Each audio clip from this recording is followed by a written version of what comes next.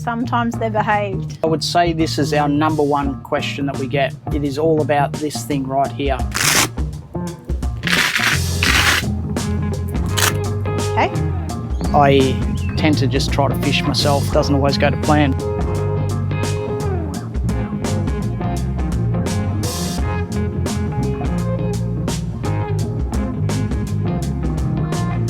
Traditional lap cancelled. It's definitely not clickbait. We are going to answer all your questions and we're going to tell you exactly what we're going to be doing. G'day, welcome back to another episode of Journey Unknown. I am Troy and this is Laura. And on this episode, we've asked you guys to send us through some questions and queries. You're also probably wondering what the thumbnail's about, traditional lap cancelled. Well, we're going to dive right into that as well. So stay tuned throughout the episode and we'll fill you right in. Yeah, that's exactly right. It's definitely not clickbait. We are going to answer all your questions and we're going to tell you exactly what we're going to be doing from here on. As you can see, we're in a beautiful location, but we're going to show you that on Sunday night's episode. Particularly right now, we're going to take you through our trip planning, all your questions about being on tour, and then finally finishing off with our future movements. So let's get into the trip planning questions. How did we decide on a monthly budget? Yeah, that's a good one. It's probably an extension of budgeting from home to start with. So we basically worked out what our expenses are. So if you're talking about on the road, we just looked at what our expenses would be. So your main ones, obviously fuel, groceries, accommodation, eating out. They're probably your biggest ones. A budget is a revolving moving door, but at least you've got some sort of stability there by going back into it and see where you can pull money from. Yeah. So we have a budget on my iPad that I look at religiously, daily, sometimes several times a day. I also have an app that I put all our expenses into and I make sure that the two correlate together. In terms of on-tour expenses, we've got transport, drinks, eating out, groceries, fuel, dogs, lodging, so accommodation, activities, miscellaneous, and then shopping. And it varies, like things change. So obviously we'll try to find more free camps, won't eat out as much, we won't buy as much alcohol, all those things just make a big difference to your budget. So sometimes you've got to rein it in. That's what a budget's for. Sometimes they're behaved. He's in his spot. Okay, so we get a lot of questions about the dogs.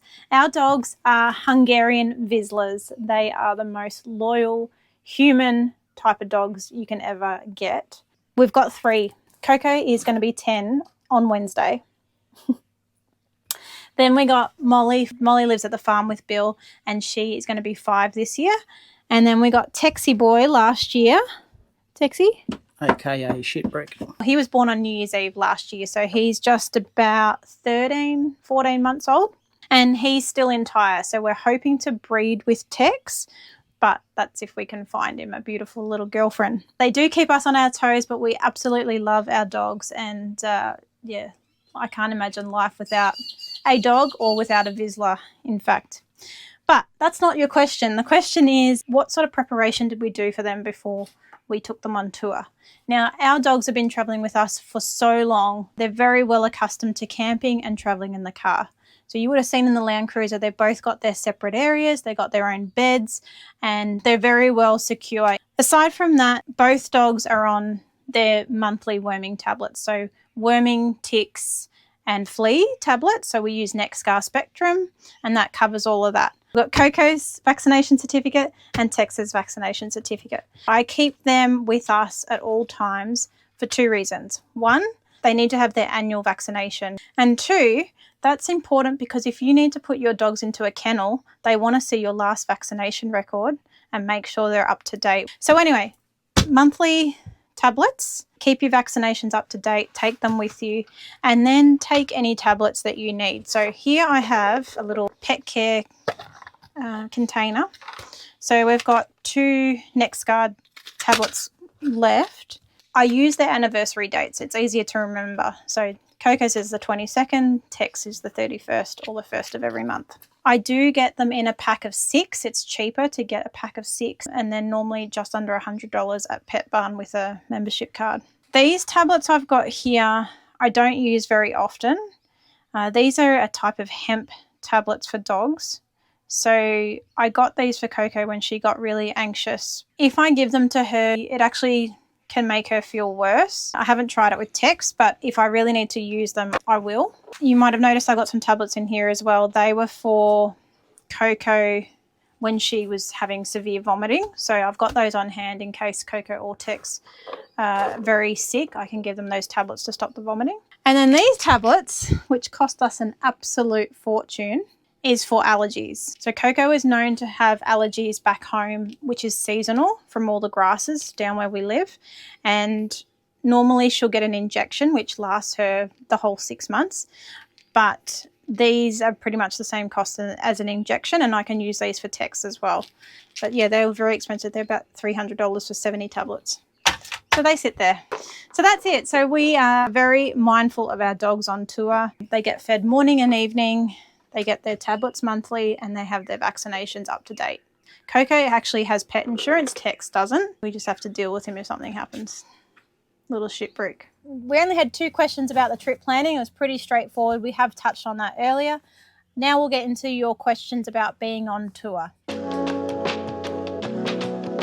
Okay, one of the questions we get asked a lot is what type of products do we use on our face?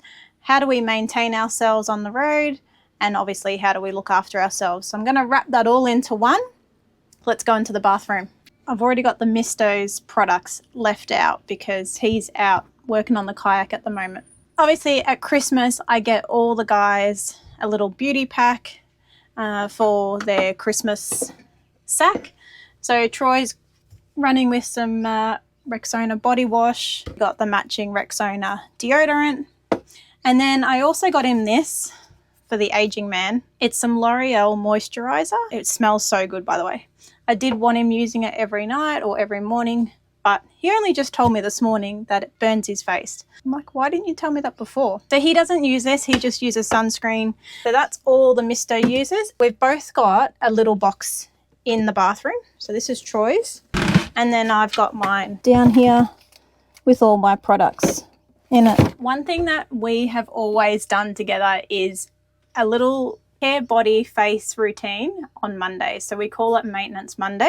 We tried to keep this up through the tour, but sometimes it gets away from you.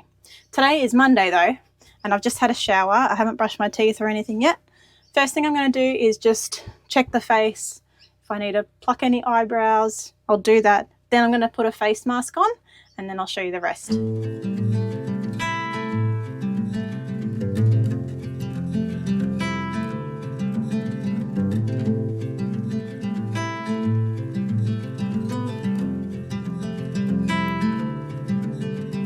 Close your eyes, hear the voice within, calling this heavy load got under your skin, hauling. You got the white knuckles holding on it tight, keeping your feelings bottled up inside, heading for a collision in the night. To really live, you gotta die. Breathe in, breathe out. Hey, come alive. Breathe in, breathe out. Look at the colors, colors, colors. Right.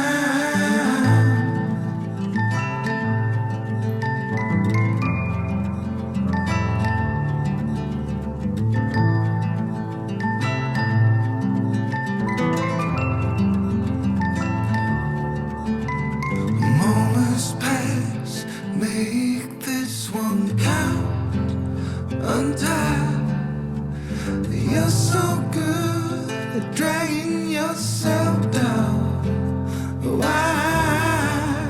Well, there ain't much time left to figure things out. Deep underneath all the laser, your doubts. There's a heart gone out of rhythm in despair. Held underwater, fine for air.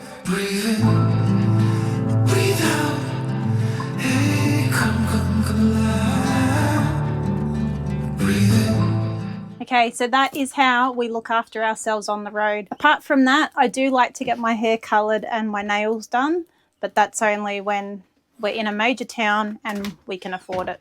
But otherwise, everything's done in the caravan. Face, body, hair removal. Keep it up, guys. Don't let yourselves go on tour. Okay, I would say this is our number one question that we get. It is all about this thing right here. What is it? What's its function? How much is it? Where do you get it from? It's called a Gazilla calendar. We literally use this every single day. We use it for, obviously, calendar reasons, and everything's listed here. We know exactly what's going on. We use it for navigating our way around Australia, security purposes for at the farm, weather, Hipcamp, Gmail, TV. It's a 1080p. You can get them in 4K. It acts exactly like a tablet. You can go horizontal or vertical. We've mounted it here, so it's a perfect location. So we can still open our cupboard and close our cupboard. And then we've got our PowerPoint here. It runs off 240. We can have it here, or we can spin it around outside and use it as a television, like I said. So I'll give you an example. So we can scroll up. We can use Foxtel, Gmail, 7plus, 9 Now, Spotify, everything that you need. And like I said earlier, we use it for a lot for Camps Australia, and we can navigate our way through. You can zoom into places, just shows you all your caravan markers and stuff like that. So it acts exactly like your mobile phone, but just in a much larger version. And what else do we use? Like Willy Weather, the news. We have our shopping list, which is on Google, which transfers to our phone. So if we go to the supermarket that we need to buy groceries and we think, oh God, I forgot what the list was, we just log into our Google shopping list and that brings that straight up, and then we can click it off at the shopping centre and it will take it off here as well. It has multiple purposes, which is fantastic. Very, very highly recommended. Another question that we get when we're on tour is, where do I get this puzzle mat from? So this is a 1,000-piece puzzle mat. You can get them in a 1,500. We've got a 1,500 back at the farm. But this one was nice and compact to take on tour. So these puzzle mats are from Games World. I'll put a link in here where you can get them. They are quite expensive, but they're going to keep your puzzle intact. And what I mean by that is, one, it's got this really, really strong Velcro to keep the whole puzzle together. Okay.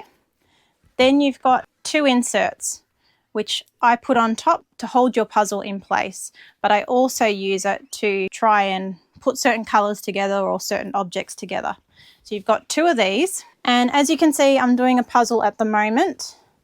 This one, ironically, is a farm puzzle. So I found this in Cairns. It's a 1,000-piece as well. And one of the questions I had is, do I have any tips on how to do a puzzle? Well, firstly, I always do the border. So get all your border pieces out, put them aside, put your border together, and then you know what you're working with. You also know the size of your puzzle. Secondly, I focus on objects. So like this one, it's got a Las Vegas sign, so I might do that. Or this part here, all the Coca-Cola pieces together. Once you do all your objects, then you've got to do the harder parts, which are just like one colour. So for example, I've got all my pinks here, which is the sky. So I'm putting those to the side. I'll do those later once I've done pretty much the base of my puzzle. So I focus on little pieces at a time. I then start joining them together, and then you can see where other pieces need to go, what gaps you need to fill in. Like here, I'm missing a few pieces here. And then it keeps you more motivated. You just want to keep working on it once you can see the whole thing coming together. I like to spend money on good quality things that I know will last and work. And this one is a real winner. So there you go. Okay, for good reason I get asked this question, but have I ever thought about going on a fishing charter? And the answer to that is not a lot. I have been on charters before. Sometimes they're hit and miss, so I've been on a lot of very, very good ones in Western Australia and caught plenty of fish. But obviously with this lap, it's a little bit different. The budget's a lot tighter, obviously with everything that's going on in the world, but I tend to just try to fish myself, and as we all know, that doesn't always go to plan. But I have my little fishing kayak, which I'll take out shortly. And I suppose the other thing is with the charters, the excitement of fishing is when you go out and you source where the fish are and catch them yourself. And rather than going to a pinpointed spot, it's almost like I don't really like fishing at fish farms because it just takes the fun away from it. And then when you catch the fish at the fish farms, you have to take it. You can't release them and you pay top dollar for it. So, yeah, I'd say much prefer to go out by myself. One of the questions that we got asked was, what apps do we use for hiking? We actually don't use an app at all. What I do is when we get to a new location, I will look on Google Maps and I'll see what's around the area. And normally you'll see a little hiking symbol, and that'll tell you where there's a hike to a lookout or a coastal walk, something similar like that. I might put it in a screenshot of the one that we did in Bowen. Then I will Google that hike and make sure, one, is it dog friendly? How far is it? Do we need to drive there? Can we just walk there? Those sort of things. So we don't actually use a hiking app. There is an app called All Trails that you can download, but honestly, I just look at Google Maps and I go, what's in the area? Or I'll get brochures from the area or visitor centres and then find out what sort of hikes are in and around town, and whether they're achievable in a couple of hours' time if the dogs can't come on a walk with us. Otherwise, if it's a longer hike and the dogs are coming, then we'll do it. It's awesome. Yep. Have you thought about travelling to showgrounds? If not, why not? We have been to showgrounds before. We've stayed at Finch Hatton Gorge most recently. The main reason why we don't pick showgrounds a lot is because we like to tick having a lake, having a river, having a water access.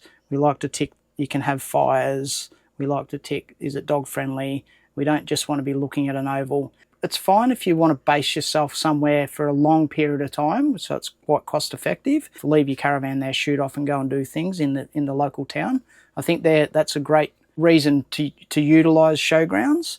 But for our type of travelling and what we do is we're trying to showcase all types of travelling, all types of views, lakes. We like fishing, we like being around the beach, but it feels a bit sterile to be in a showground camping around an oval, but it's not to say that it's not a good thing. We have stayed at showgrounds and we will in the future as well, just not as many as what you'd probably think. Yeah, and they have to be very cost effective as well for us to stay there, because ultimately you're just in a paddock, so that's the reason.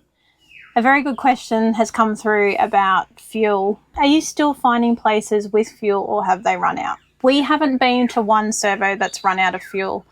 There was a time when all of this fuel stuff started back in Rockhampton, where people were bulk buying fuel, and then we found some servos out of fuel, but that didn't affect us. So the answer to that question is we're not finding any servos on the road that have run out of fuel at all. In fact, it's quite the opposite. They've got a lot of fuel, but their prices vary between towns. Next question, what maintenance have we had to do on the car and caravan? I've recently just done a video on the Land Cruiser and showcased a few things that have gone wrong there. But obviously with any caravan, you'll have cupboard doors that might loosen a little bit where you need to fix those. Anything that rattles will eventually come loose. I think the most important thing with the caravan is to have it serviced before you go from someone reputable. So have all the bearings checked, have all your wheel alignments done, just to go right over the van. It'll give you peace of mind. The last thing you want to do is head 200 kilometres down the road and have the wheel come off. The other thing that happened with the car when we put it in for its 110,000 kilometre service was the rear brakes needed to be done. They could have been passed, but we were going on a big trip, so it was a no-brainer just to get that done to be safe. Obviously, ate into the budget a little bit. I think it was around $1,000 to do that, so it was cap price servicing plus the extra on top of that. All right, so we've just come back from Cobble Gorge and we're just in a place in Townsville at a caravan park, and I thought it's a perfect opportunity to get out there and give the car a really good going over, and also the caravan. I thought I'd bring you guys along and show you what I do. And if anyone else has got any other tips out there, please let me know, because I'm not a mechanic, but this is just what I like to do after some pretty heavy tracks. If I need to duck down to Super Cheap and get spare parts or anything, I can do that, rather than being at a free camp where you're a bit limited to what you can access. Do yourself a favour, if you don't have one of these, get yourself a torque wrench, because you'll need one of those. You don't want to over tighten your bolts on your car or your caravan, so just have a look at your manufacturer's specifications.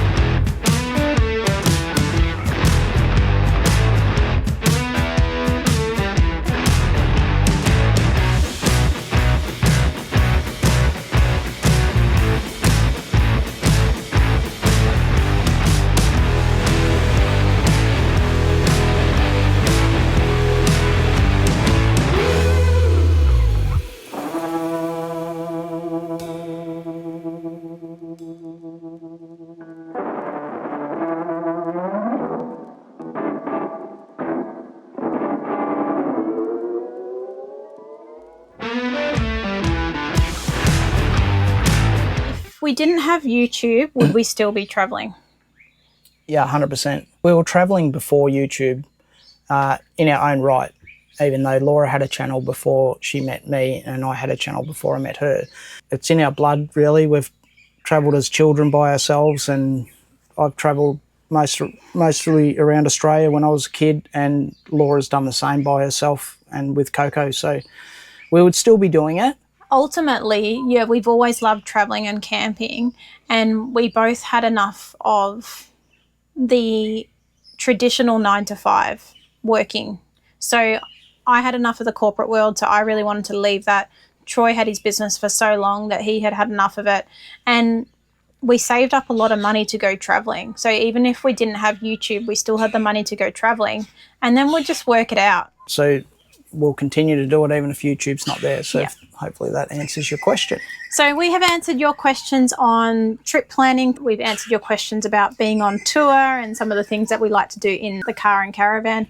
We're going to take the dogs for a walk now, and then we're going to come back and answer your questions about our future movements, which is probably why you've clicked on this episode. It's not clickbait thumbnail, I guarantee you that. There have been changes to our trip, and we're going to explain that when we come back. Now, finally, we're finishing off with our future movements. So we do have some specific questions about that before we let you know what exactly we're going to be doing from here on. Let's get into those ones. The first question is, can we make a recipe book one day? Well, that would be a fun thing to do. I think we could. Yeah. Yeah.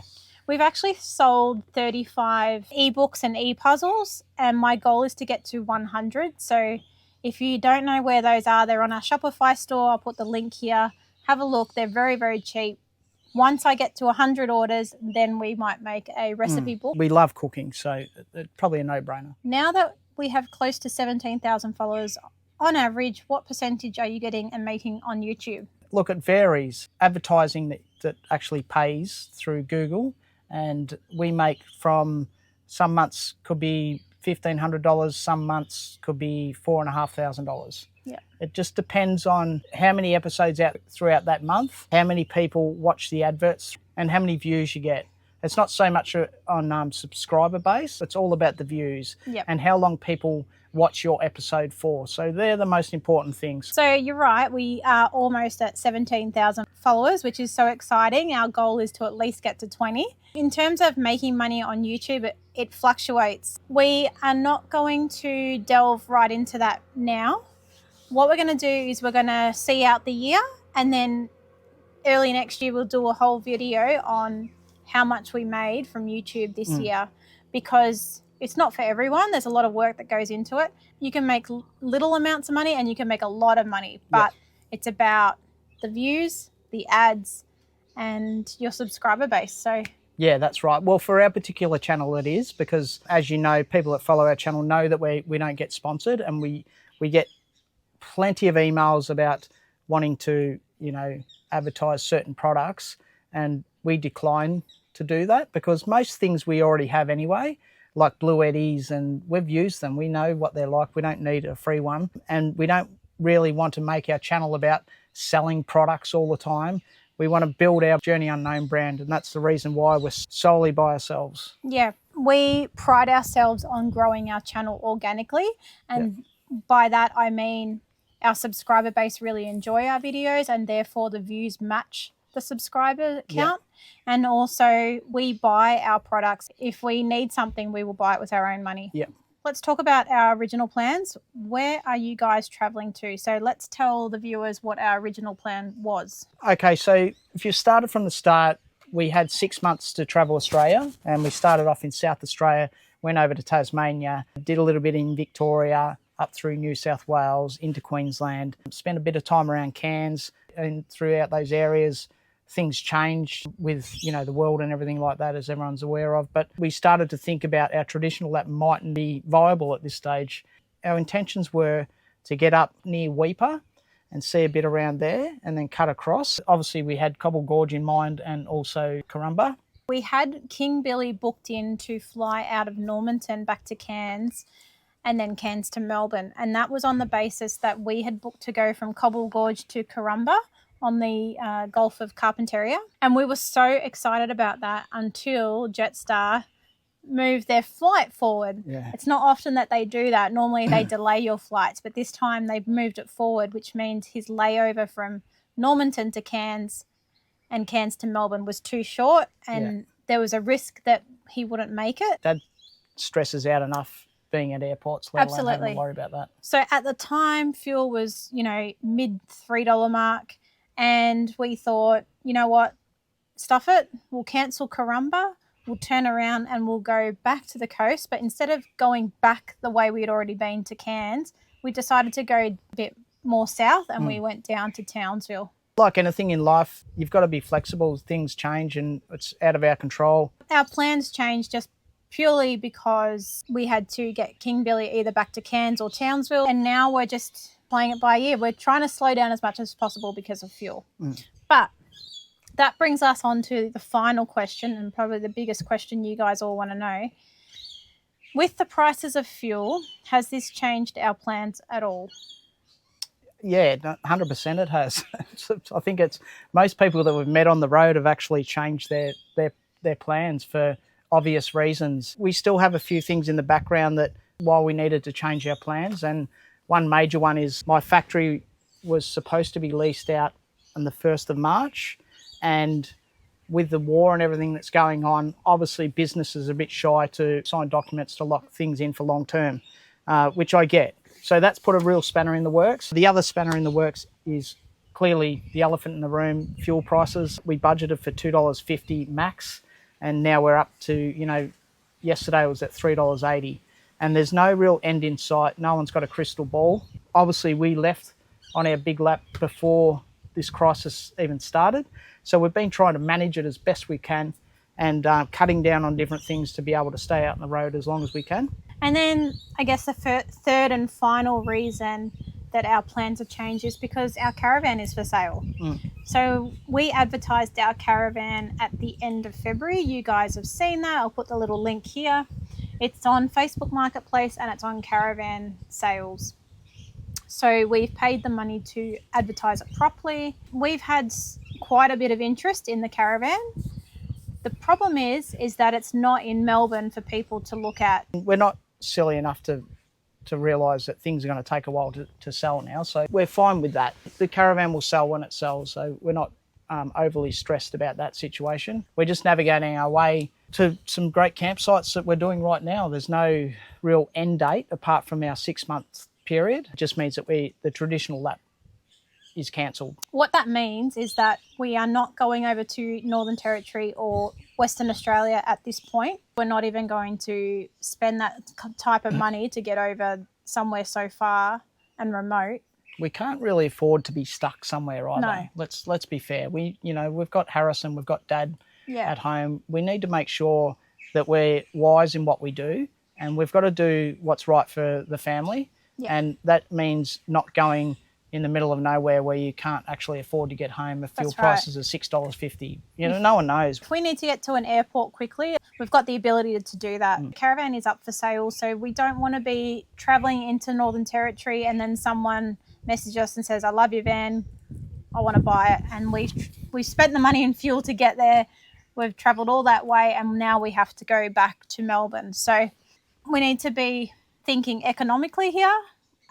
Logistics of moving around too much. We've put a deposit down on something, and obviously nothing will move until all this moves. Until this caravan moves. So we're so excited to pick up our new recreational vehicle, but we can't until the caravan's sold. And we're not going to just give it away, but in order to move forward with our life and with our channel and travelling around Australia, we need to try and get this out of our hands and onto our new baby. Yeah, in a nutshell, yes, the traditional lap has been cancelled. It's not to say that we're stopping travelling. We're just being smarter about it and how we travel, how we move around. We've got no idea. We're just trying to keep you guys as informed as possible like we always have. There's nothing to hide here. The only reason why we haven't explained what we've put a deposit on is because that hasn't happened. That's the only reason why. And we want to make sure that we tick all the boxes to make that come true. We're super excited about it, and we just can't wait to show you guys and move forward with that. But obviously, you know, things need to fall into place for that to happen.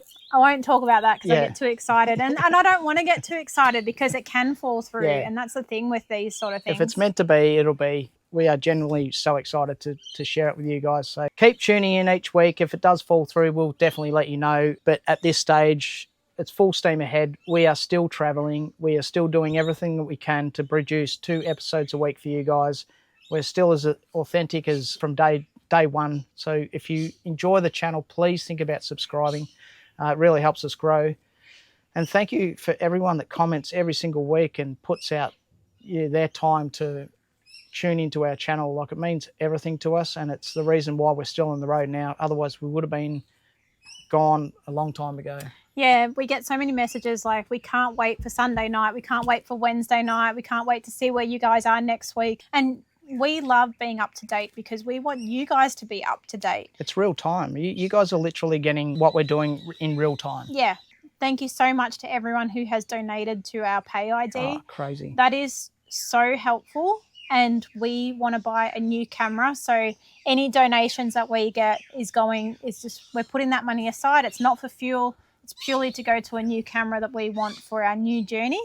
Yeah, most of everything that has been donated to Journey Unknown has gone reinvested back into like microphones, just to give a little bit better quality. So when you're sitting at home, you can hear what we're talking about. Or in the car. Yeah, everything goes back into Journey Unknown. So it's a win-win for everyone. We really do genuinely appreciate every single person that goes out of their way to help us out. So thank you so much. And if you missed the episode where we turned off the super thanks, this is just the same thing, only it's 100% of your donations coming to us instead of half of it going to YouTube. Yeah. So that's why YouTube, we're doing it this way. Google takes 45% of any super thanks. We've got the ebook still out there. We've got the e-puzzles out there. We've got the Hipcamp. We're thinking of doing a promo for the Hipcamp over winter because obviously we don't get a lot of people camping in winter. At our Hipcamp, you can bring your dogs and you can have fires, and it's so nice camping in winter. And obviously there's not a lot of people there. So it's actually very pleasant. You get some wonderful days down there in winter, and you can even go and meet King Billy. You can, yep. So we might do a promotion for winter.